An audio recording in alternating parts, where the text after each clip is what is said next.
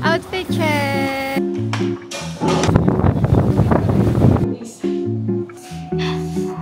So we're here at the front page, guys. Talagang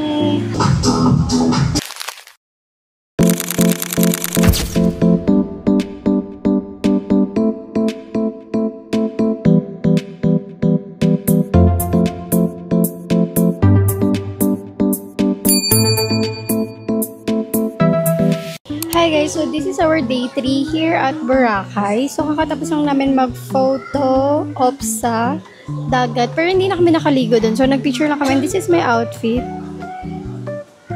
Sobrang ganda niya guys. So may cover up ako and then meron akong swimsuit inside and matchy-matchy siya. So actually, na-order ko siya sa Shein. Then hindi ko na malayan na sobrang perfect niya. Like magka-match yung color niya. And I'm with the red.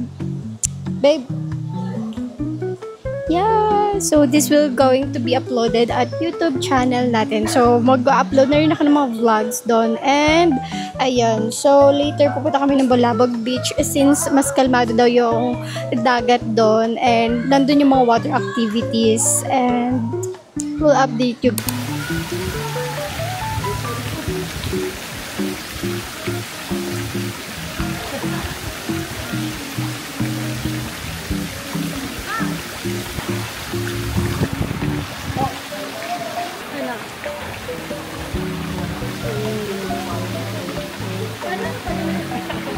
So, magla-lunch muna kami. And then, after namin mag-lunch sa bandang D-Mall, we're going to Bulabog Beach. Here is my outfit. Ganda niya, guys. This is from Shein. And, yeah. So, ready to swim na din ako. Mamaya alisin ko lang yung aking skirt. Ma! Outfit check! Si Papa parang magka-camping.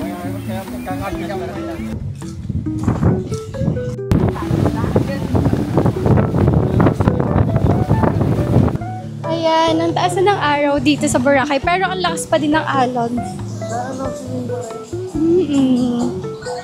So, sana kumalma na siya para makapag-swimming na tayo mamaya. Oo, back beach muna habang malakas yung alon dito. We're walking going to D-Mall. So, doon kasi madaming kainan, guys. And si ate nag-request siya ng KFC.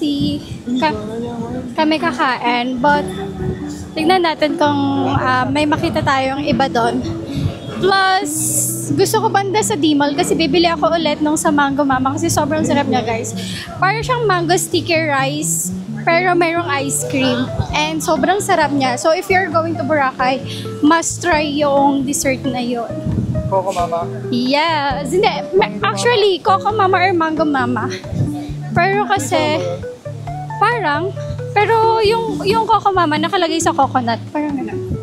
Yung Mango Mama sa mango na ano? Hindi. Ano lang siya. Meron siyang mango. So, ewan ko. Di ko pa na-try kasi yung sa Coco Mama. CFK.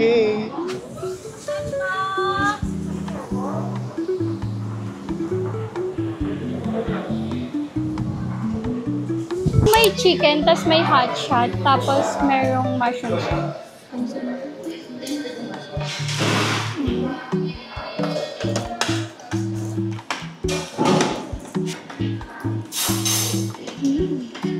Hi guys, so we're here at D-Mall and papunta na kami sa Mango Mama. Dito lang.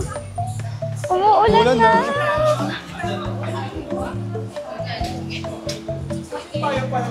Hindi natin dala. Kung kailan umulan, hindi natin dala. Nawala bigla yung araw, guys. Kung kailan. Every time na nandito na kami sa D-Mall, biglang uulan. Diba? Nandito siya sa may gilid. So this is our second time here. Coco Mama.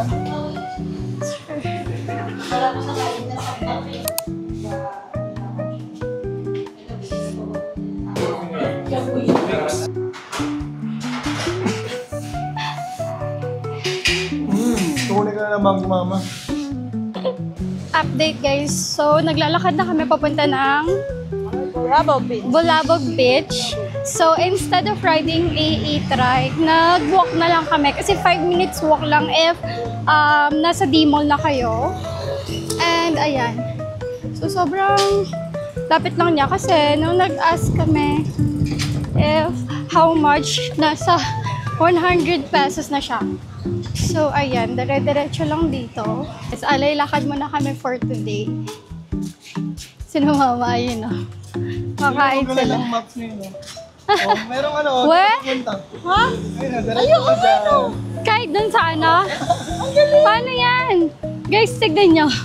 Tuturo niya. Ituturo niya. Parang siyang camera, tapos ituturo niya kung diretso or liliko.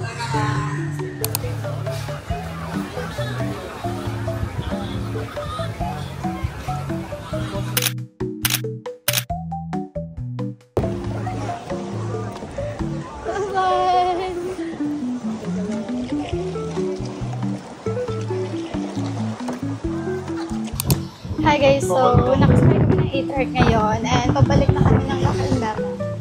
Sakit na ng pusong ko kaya hindi na kami makakapunta dun sa grotto or sa Diniwin Beach na gusto namin puntahan. So baka bukas na kami mag-activity. Hindi na rin namin kaya maglakad. Suggestion din pala guys, if papabraid kayo, mas recommended na mag-highlights na lang kayo. Kasi if yung braid na katulad nito kay mama, ayan, masakit siya sa ulo. Unlike kapag ito, hindi siya masyadong mahigpit. Yung sa dulo lang. So, ang braid ko pala is 4 line with color. So, nakuha ko siya ng 300 pesos doon sa Bulabog Beach. Pero if dito kayo sa may front beach, 50 each line. So, dapat nasa 400 pesos siya. So, nakamura na ako. So, we're here at the front beach, guys. And grabe, ibang-iba talaga kasi sobrang lakas ng hangin at alon dito. Pero good thing naman, hindi umuulan and may araw. Kaya makakapag-relax and makakatambay ka dito. So, sina mama and papa nasa dagat na sila. And sila kaya nila makisabay sa alon, pati si Drev. Fresh na buko, di ba meron? Wala na yun, sa Mandarin lang. Meron dito. Kung papakuha ka dun, no, yung bagong pitas na buko.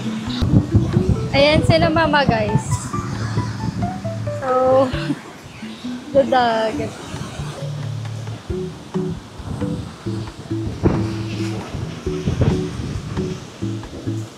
Naman. Enjoy na enjoy and sulit na sulit ang vacation namin. So this is their first time here in Boracay. Talagang wow! Kasama ko si ate and si Dreb na bibili dito ng pwedeng bilhin na makakain. Snacks, ganun. Nakakita kami ng street foods dito, guys. Sa tabi ng police station. Bali, isang banana cube or dalawang banana cube, dalawang Toronto. Next na bibili namin is mga chips. Mayroong malapit na convenience store dito saan. Actually, sa La Carmela din pala siya.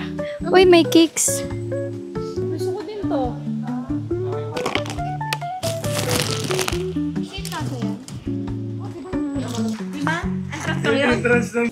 Ikaw, hingi.